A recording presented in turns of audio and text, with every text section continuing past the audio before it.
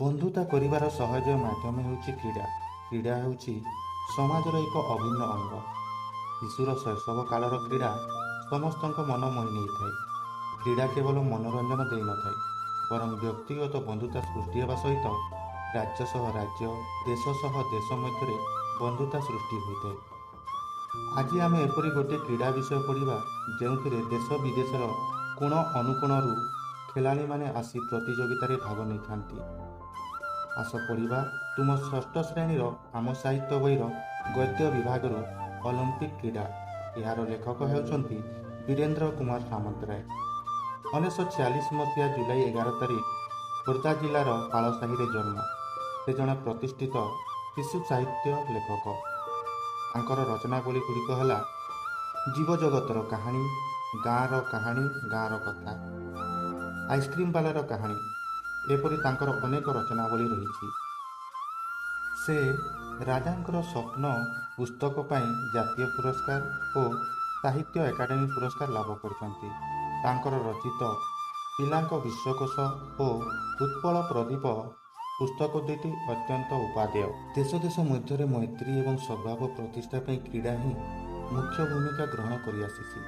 ଏହି କ୍ରୀଡ଼ା ଯୁବ ସମାଜକୁ କେବଳ ଅଗ୍ରଗାମୀ ହେବା ପାଇଁ ପ୍ରେରଣା ଯୋଗାଇ ନଥାଏ, ଏହା ଶରୀର ଗଠନ ତଥା ଶୃଙ୍ଖଳା ଶିକ୍ଷା ଦିଗରେ ମଧ୍ୟ ସହାୟକ ହୋଇଥାଏ। ଜାତି, ଧର୍ମ ଓ ବର୍ଣ୍ଣ ନିର୍ବିଶେଷରେ ଏହା ସମସ୍ତଙ୍କୁ ଏକତା ରଜ୍ଜୁରେ ବାନ୍ଧି ଦେଇଥାଏ। ସେଥିପାଇଁ ପୃଥିବୀର ବିଭିନ୍ନ ଦେଶରେ ବିଭିନ୍ନ ସମୟରେ ନାନା ପ୍ରକାର କ୍ରୀଡ଼ା ଉତ୍ସବମାନ ଆୟୋଜିତ ହୋଇଥାଏ। ଏସବୁ ଗୁଡ଼ିକ ମଧ୍ୟରେ ଅଲିମ୍ପିକ୍ କ୍ରୀଡ଼ାକୁ ସର୍ବଶ୍ରେଷ୍ଠ ବୋଲି ଗ୍ରହଣ କରାଯାଇଛି। ଏହା ହେଉଛି ଏକ ଆନ୍ତର୍ଜାତିକ କ୍ରୀଡ଼ା ପ୍ରତିଯୋଗିତା ଏବଂ ଏଥିରେ ଯେଉଁମାନେ ବିଜୟ ହୁଅନ୍ତି ସେମାନଙ୍କୁ ବିଶ୍ୱର ଶ୍ରେଷ୍ଠ ଖେଳାଳି ଭାବରେ ସମ୍ମାନ ଦିଆଯାଏ। ପ୍ରାଚୀନ ଗ୍ରୀସ୍ ଦେଶ ହେଉଛି ଅଲିମ୍ପିକ୍ କ୍ରୀଡ଼ାର ଜନ୍ମସ୍ଥଳୀ। ଖ୍ରୀଷ୍ଟପୂର୍ବ 776ରେ ସେହି ଦେଶରେ ପ୍ରଥମ କରି ଏହା ଅନୁଷ୍ଠିତ ହୋଇଥିଲା। ଏହାର ଆରମ୍ଭ ସମ୍ପର୍କରେ ନାନା ପ୍ରକାର କାହାଣୀ ପ୍ରଚଳିତ ଅଛି। କେତେକ କହନ୍ତି ସେତେବେଳେ ଗ୍ରୀସର ଅଲିମ୍ପସ୍ ନାମକ ପାହାଡ଼ ଉପରେ ଗ୍ରୀକମାନଙ୍କର ପ୍ରସିଦ୍ଧ ଦେବତା ଜିଉସ୍ ପୂଜା ପାଉଥିଲେ। ତାଙ୍କୁ ଭକ୍ତି ଓ ସମ୍ମାନ ଜଣାଇବା ଉଦ୍ଦେଶ୍ୟରେ ପ୍ରତି 4 ବର୍ଷରେ ଥରେ ଲେଖାଏଁ ସେଠାରେ ଏକ ବିରାଟ ମେଳାର ଆୟୋଜନ କରାଯାଉଥିଲା। ଏହି ମେଳାରେ ଯୋଗ ଦେଉଥିବା ଯୁବକମାନଙ୍କ ମଧ୍ୟରେ କ୍ରୀଡ଼ା ପ୍ରତିଯୋଗିତା ଅନୁଷ୍ଠିତ ହେଉଥିଲା।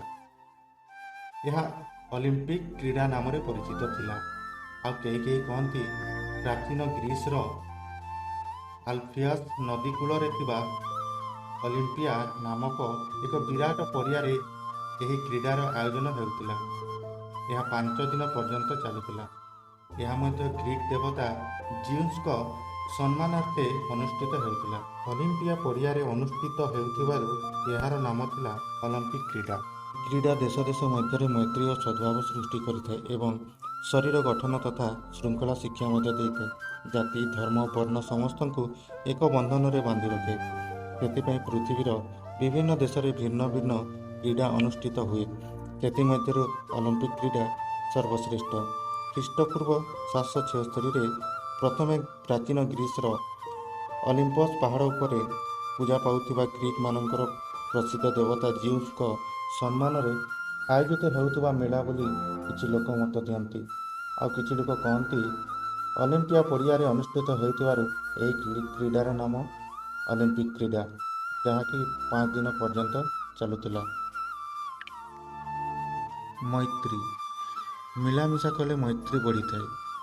ମିଳାମିଶା କଲେ ମିତ୍ରତା ବଢ଼ିଥାଏ। ମୈତ୍ରୀ ଅର୍ଥ ହେଲା ମିତ୍ରତା। ଅଗ୍ରଗାମୀ। ସମସ୍ତ ଖେଳରେ ଆମ ଦେଶ ଅଗ୍ରଗାମୀ ହେବା ଉଚିତ। ସମସ୍ତ ଖେଳରେ ଆମ ଦେଶ ଆଗକୁ ଯିବା ଉଚିତ। ଅଗ୍ରଗାମୀର ଅର୍ଥ ହେଲା ଆଗକୁ ଯିବା। ରଜ୍ଜୁ। ମିତ୍ରତାରେ ସମ୍ପର୍କର ରଜ୍ଜୁ ବନ୍ଧାଯାଏ। ମିତ୍ରତାରେ ସମ୍ପର୍କର ଦଉଡ଼ି ବନ୍ଧାଯାଏ। ରଜ୍ଜୁ ଅର୍ଥ ହେଲା ଦଉଡ଼ି।